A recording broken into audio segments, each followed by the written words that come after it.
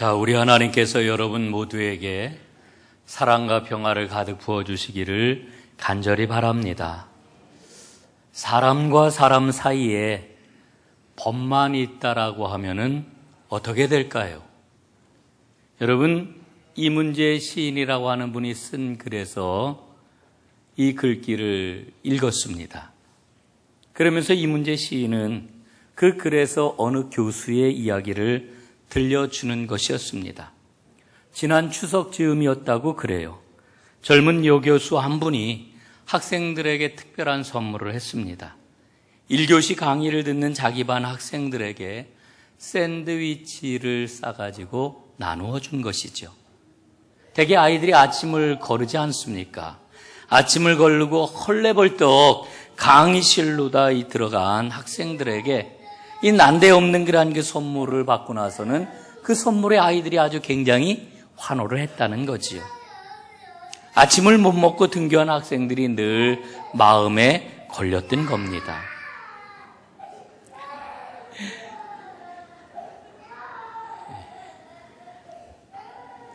자, 서준이가 교회에서 이렇게 자랐기 때문에 제가 크게 될 겁니다, 아마. 아침을 못 먹고 등교하는 그 학생들이 늘 마음에 걸린 데다가 명절에 집에 가지 못하는 그런 학생들이 있을 것 같아가지고 샌드위치에다가 초코파이를 하나씩 넣어가지고 정성껏 담아서 학생들에게 전해주었던 겁니다. 학생들은 그 선물을 받고서는 이런 선물 처음입니다 이러면서 감격해했고 몇몇 아이들은 스마트폰으로 사진을 찍기도 했다고 그래요. 그날 마침 강의실에서는 학생들과 공동체가 과연 가능하냐라고 하는 주제를 가지고 토론을 벌였는데 쉽게 결론이 나지 않았답니다. 강의가 끝나갈 무렵에 그 교수님은 공동체와 관련된 자신의 경험을 들려주었습니다. 대학원 다닐 때 늘 아르바이트를 해야 됐던 그 교수는 주머니 사정이 넉넉지 못하였지요. 그런 사정을 잘 알고 있던 한 선배가 어느 날 봉투를 하나 주었습니다.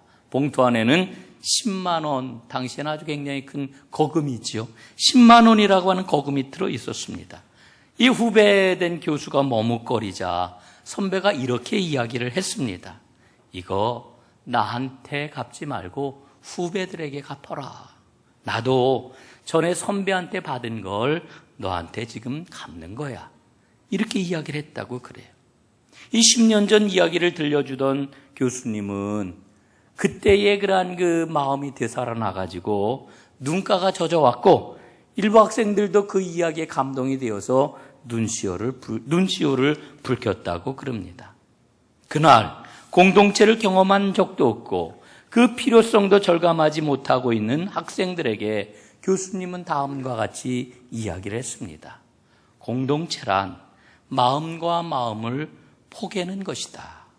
그런 마음을 민들레 씨앗처럼 널리 퍼뜨리는 것이다. 그게 바로 공동체의 시작이다.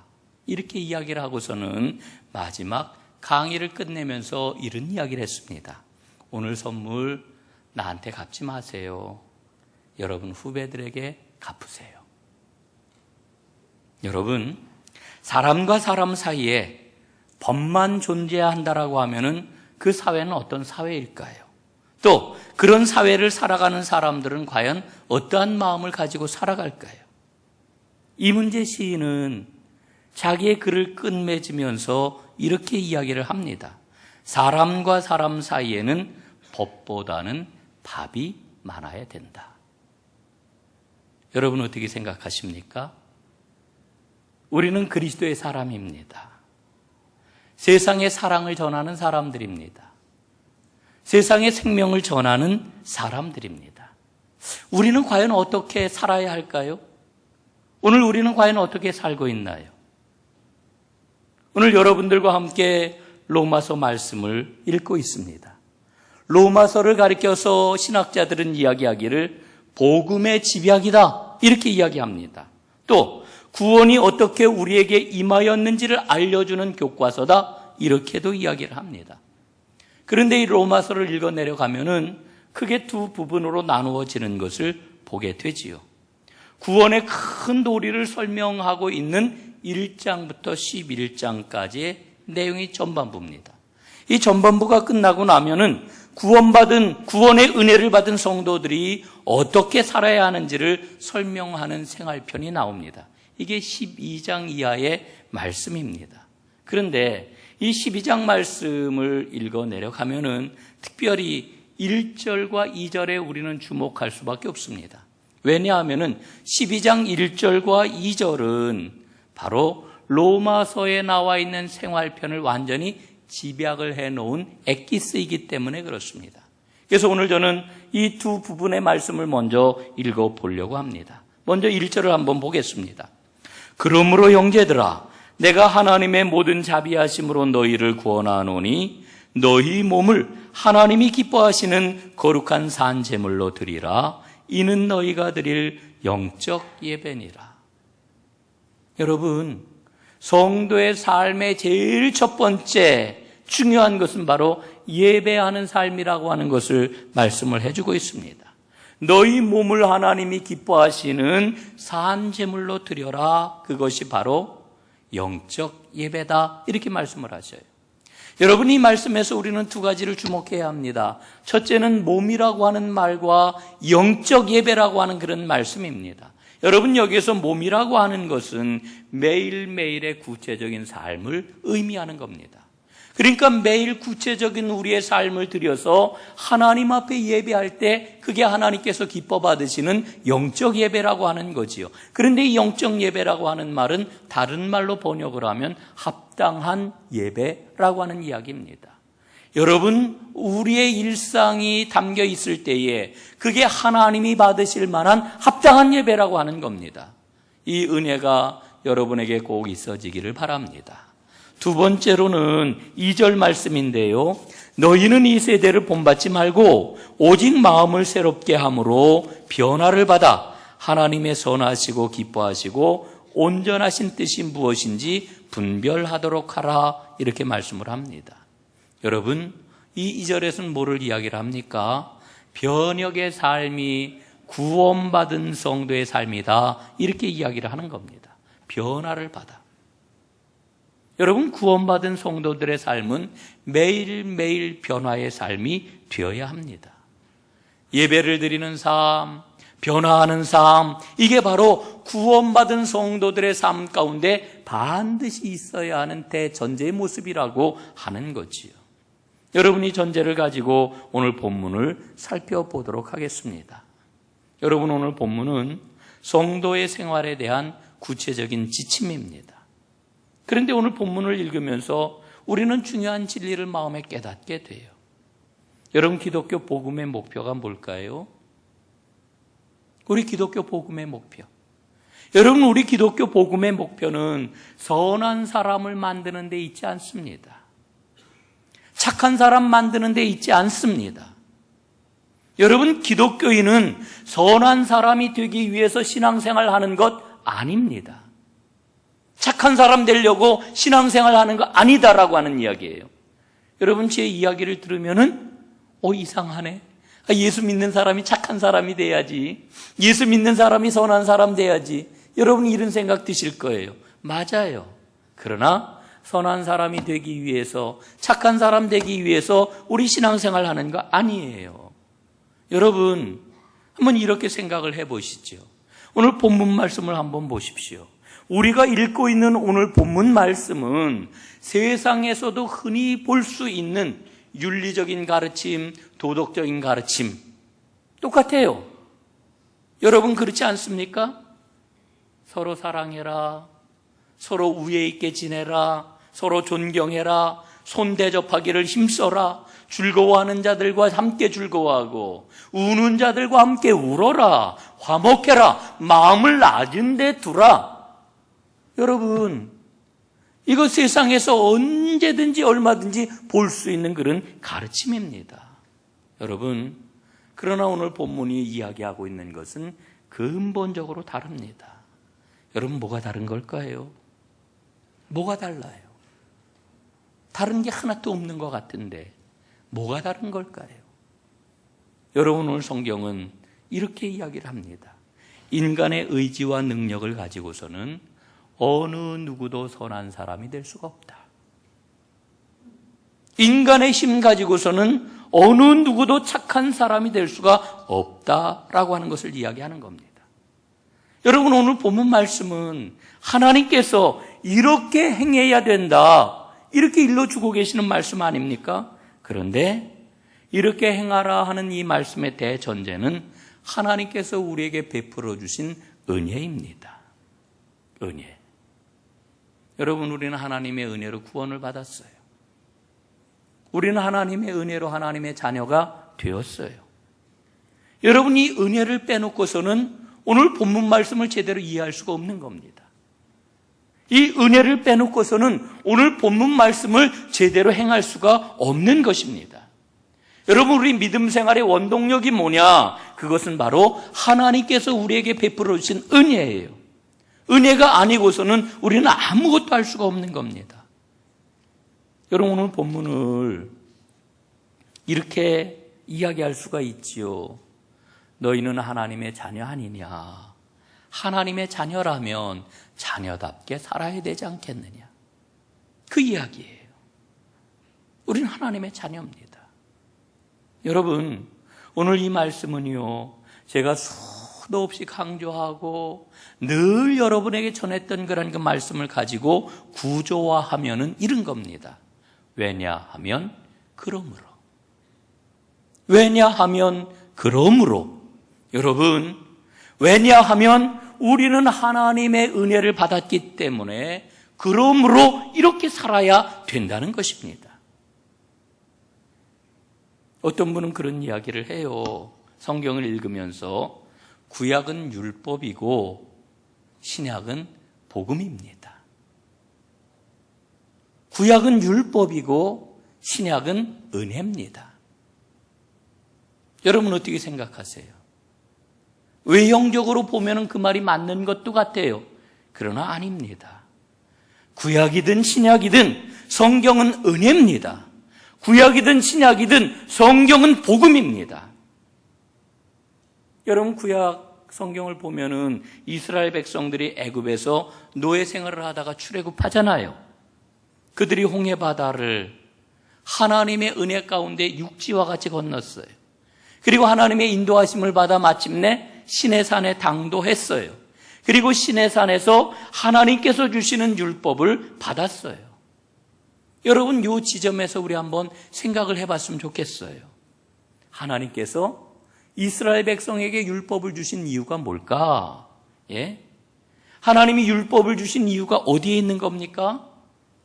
여러분, 그 이유가 어디에 있다고 생각하세요? 한번 여러분 답을 찾아보십시오. 왜 하나님께서 이스라엘에게 율법을 주신 걸까? 예? 하나님께서 이스라엘 백성에게 하나님의 백성이 될 수 있는 길을 가르쳐 주시려고 율법을 주신 것이다. 어떤 분은 이렇게 생각을 해요. 여러분, 아닙니다. 이스라엘은 이미 하나님의 백성이 되어 있습니다. 하나님께서 율법을 주신 것은 이스라엘 백성에게 하나님의 사역을 어떻게 하면 본받을 수 있는지를 알려주시려고 율법을 주신 거예요. 쉽게 얘기하면은 하나님의 백성이 되었으니까 하나님 백성답게 사는 길을 담아주신 게 바로 율법이라고 하는 거지요. 그런데 이스라엘 백성들은 이 율법을 오해를 했습니다. 나중엔 이 율법을 비틀었습니다. 어떻게 비틀었어요? 율법을 철저하게 지킴으로 그들은 하나님의 백성이 될 수 있다. 그렇게 해야 된다. 이렇게 생각을 한 거지요. 그렇게 주장을 했어요. 여러분, 은혜라고 하는 게 뭡니까? 은혜는 하늘로부터 땅으로 내려오는 거예요. 그런데 이스라엘 백성들은 율법을 지킴으로 땅에서 하늘로 올라가려고 했어요. 여러분, 그렇게 되다 보니까 율법은 은혜가 아니고 의무가 되었고 무거운 짐이 되었습니다. 오늘도 그렇게 신앙생활 하시는 분들이 종종 있어요. 그렇게 신앙생활하는 분들이 있단 말입니다. 예? 하나님이 주신 계명을 내 힘 가지고 지키려고 그래요. 내 힘 가지고 하려고 그래요. 여러분, 그러나 그것은 오산입니다. 오늘 본문 말씀을 만약에 은혜의 눈으로 읽지 못한다면, 은혜로 받아들이지 못한다면 여러분, 본문은 무거운 짐입니다. 윤리적인 가르침에 불과한 겁니다. 여러분, 공자의 가르침 얼마나 훌륭해요. 예? 군자가 되어야 된다. 근데 군자가 될 수 있어요? 못 돼요. 어느 누구도 될 수가 없어요. 예? 이 명분은 그럴듯한데, 명분은 분명한데, 여러분, 그렇게 사는 사람이 없잖아요. 예수 믿는 것도 그렇게 믿으려고 하는 사람이 있단 말입니다. 여러분, 왜냐하면이라고 하는 이 은혜의 고백이 없으면은 진정한 그리스도인의 삶이 불가능해요. 살 수가 없는 거예요. 겉으로 보면은 하나님의 일을 하는 것 같지만, 그러나 자신을 높이려 하고 자신을 자랑하려고 하는 육신적인 삶의 모습이 그 안에 들어있을 뿐이라고 하는 겁니다. 사랑하는 여러분, 여러분의 믿음 생활 가운데 이 왜냐하면이라고 하는 은혜의 고백이 더욱더 풍성하게 가득하게 넘쳐나기를 주님의 이름으로 축원합니다. 여러분, 그렇기 때문에 이 왜냐하면이라고 하는 은혜의 고백을 가진 사람은 새로운 삶을 살아요. 어떤 삶을 삽니까? 오늘 본문은 세 가지로 우리에게 일러주고 있죠. 첫 번째, 사랑으로 행하는 삶을 살아요. 9절부터 13절까지의 말씀입니다. 여러분, 구원받은 성도는 사랑으로 사는 사람입니다. 믿음은 반드시 구체적인 형제 사랑의 표현으로 나타나게 되어 있어요. 믿음과 행동은 분리되는 게 아닙니다. 요한 사도의 말씀을 우리가 잘 알고 있죠. 요한 1서에 보면 이렇게 우리에게 일러주십니다. 보는 바 그 형제를 사랑하지 아니하는 자는 보지 못하는 바 하나님을 사랑할 수 없느니라. 하나님을 사랑하는 자는 또한 그 형제를 사랑할지니라. 여러분, 이 말씀을 한번 보세요. 하나님을 사랑하는 자는 또한 누구를 사랑해요? 형제를 사랑한다 말씀하고 있잖아요.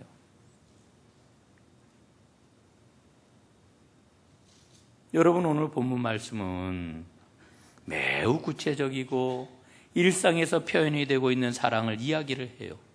형제 간의 우애를 나누고 서로 존경하고 서로의 부족한 부분을 채워주고 손님을 정성껏 접대하고 아주 구체적인 그런 그 사랑의 삶을 이야기를 하고 있어요.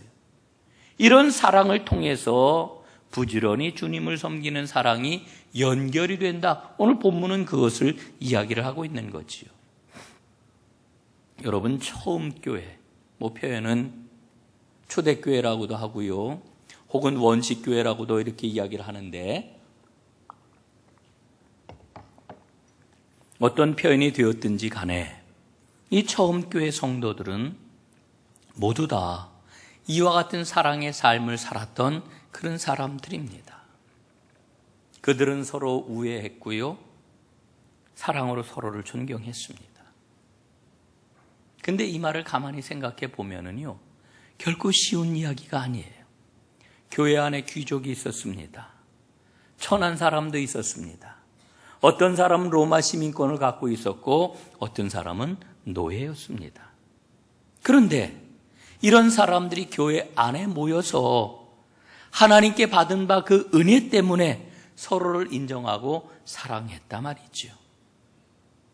여러분, 이게 어떻게 가능할까요? 예? 이게 쉬운 일 아니잖아요. 여러분, 우리가 살고 있는 세상은 어떻습니까? 층층이 계급화하잖아요. 자꾸 나누어가지고 나는 특별한 사람이라고 하는 것을 나타내려고 그러잖아요. 어딘 보니까요, 임대 아파트하고 그냥 다른 아파트하고 이 놀이터가 그냥 같이 쓰게 됐다고 그거를 막아 세우는 그런 그 보도들을 우리가 신문을 통해서 보잖아요. 우린 그런 세상에 살고 있단 말이에요. 그런데 교회 안에 보니까 어떤 사람은 노예고 어떤 사람은 주인이고 어떤 사람은 그 로마 시민권을 갖고 있는 실력자고 어떤 사람은 별 볼 일 없는 사람인데 모두 다 사랑 안에서 서로를 우애하고 존경하는 그런 그 삶을 살더란 말이에요. 여러분, 이런 교회 공동체 안에서 믿음을 가진 사람들을 보고 세상은 충격을 받았어요. 도전을 받았어요. 아니, 저 사람들은 어떻게 저런 삶을 살지? 도대체 저런 삶이 어떻게 가능하지? 충격을 받았어요. 충격을. 여러분, 교회는 그렇기 때문에 항상 세상을 뒤흔들어 놓는 거예요. 세상 가치관에 균열을 내는 곳이 바로 교회예요. 교회가 세상을 향하여서 사랑의 삶을 가지고 우리가 살고 있는 이 삶이 제대로 사는 것인지 물음을 던지게 한단 말이에요. 왜? 사랑하며 살아가니까. 여러분, 우리 전동교회 공동체가 바로 이런 공동체가 될 수 있기를 간절히 바랍니다.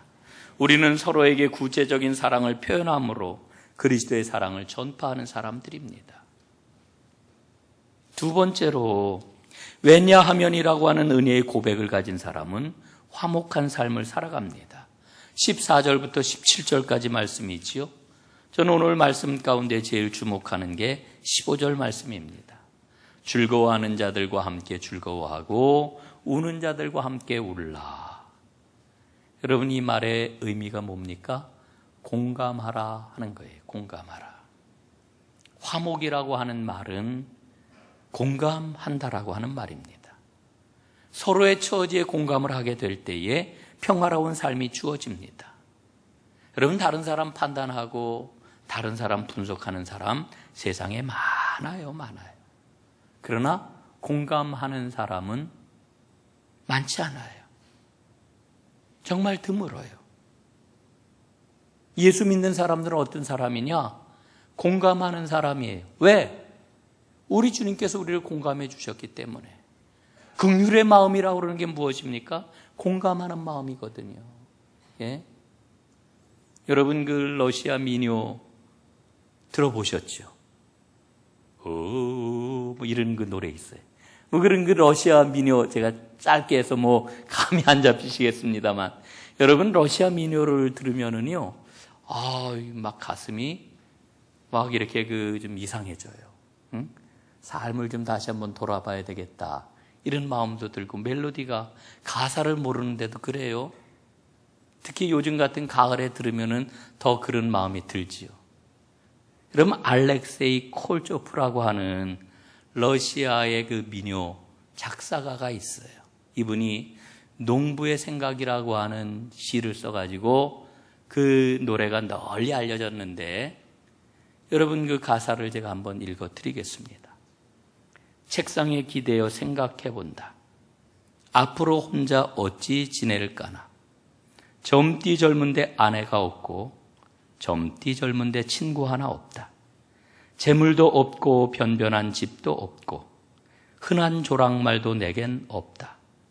아버지는 나에게 가난과 함께 강한 힘만을 남기셨다.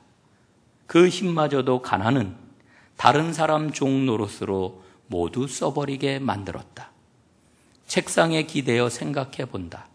앞으로 혼자 어찌 지낼까나. 여러분, 이걸 노래로 들으면 아마 느낌이 좀 더 강렬하고 다르리라 생각을 합니다. 여러분, 이 시는요, 비천한 시베리아 농민의 삶을 노래한 그런 시입니다. 하나님은 인간을 공감하는 존재로 만드셨어요. 그런데 죄가 들어온 이후에 인간에게 공감하는 능력이 다 사라져버리고 말았어요. 그러나 하나님의 구속의 은혜를 받으면은 이 공감의 능력이 회복이 돼요. 이게 은혜예요. 은혜를 받으면은 공감하는 능력이 회복된단 말이에요. 여러분, 주변을 한번 돌아보십시오. 우리 안을 한번 들여다보십시오. 얼마나 아프고 힘들고 어려운 사람들이 많습니까? 그리스도인은 공감하는 사람입니다. 공감하고 다가가는 사람이 구원받은 하나님의 사람입니다. 이런 사람이 많을 때 그 삶의 공동체는 성숙해지는 거지요. 오늘 사도 바울은 마음을 높은 데 두지 말고 낮은 데 두는 것이 지혜로운 삶이다, 이렇게 말씀을 합니다. 따뜻하고 겸손한 삶으로 하나님의 사랑을 나누는 공감의 사람들, 은혜의 사람들이 다 되시기를 주님의 이름으로 축복합니다. 마지막 세 번째로는 용서하는 사람이 바로 왜냐하면의 은혜를 받은 사람입니다. 여러분, 예수 믿는 그리스도인을 한마디로 이야기하면은 하나님을 신뢰하는 사람이라고 이야기할 수 있지요. 하나님을 신뢰하는 대표적인 모습이 뭘까? 오늘 성경 본문은 하나님께서 원수를 갚아주신다는 믿음을 갖는 거다, 이렇게 이야기하고 있습니다. 여러분, 하나님 신뢰하십니까? 오늘 말씀을 한번 잘 묵상을 해보세요. 오늘 말씀이 지금 이야기하고 있는 바는요, 너에게 원수가 있다라고 하면은 원수 갚는 거 하나님께 맡겨라 말씀하시는 거예요. 신뢰하는 것은 하나님께 모든 것을 맡기는 겁니다. 예? 여러분, 오늘 본문을 보면은요, 심지어 이렇게까지 이야기를 해요. 원수가 줄이거든 먹이고 원수가 목말라 하거든 마시우게 해라. 여러분, 이거 참 쉬운 얘기 아니죠. 제가 보기엔 불가능한 것 같아요. 예? 여러분들은 어떠신지 모르겠습니다. 그렇게 사랑하는 아내가, 그렇게 사랑하던 남편이 서로 싸웠어요. 부부싸움을 하고 마음이 안 풀렸어요. 그렇게 사랑하던 사람인데도요, 얼마나 보기가 싫은지, 꼴도 보기 싫다고 그러잖아요. 꼴도 보기 싫어요. 예? 그러니 다른 모든 거 뭐 해주고 싶은 게 있겠어요? 이게 우리 인간이 갖고 있는 마음이에요. 그런데 원수를 사랑해라. 한 걸음 더 나아가서 그가 지금 배가 고프면 먹여라. 그가 지금 목마르거든 마시우게 해라. 이렇게 말씀을 해요. 여러분, 도무지 이 말씀은 이루어질 수가 없는 말씀 같아요. 행할 수가 없는 말씀처럼 여겨져요. 우리의 이 좁은 협량한 그런 마음을 보면은 정말 그런 것 같아요.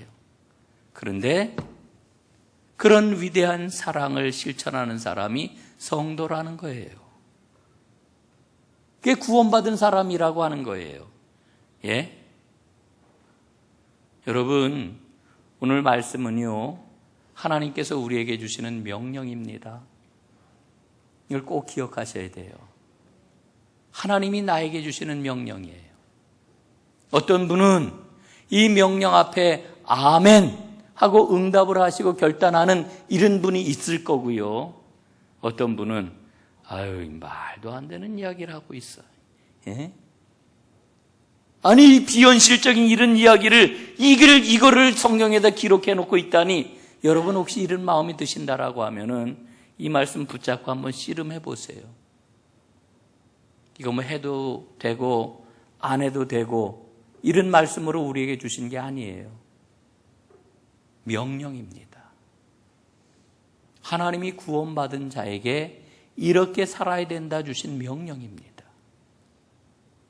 그런데 아무리 생각해봐도 가능할 것 같지 않은 그런 명령이에요.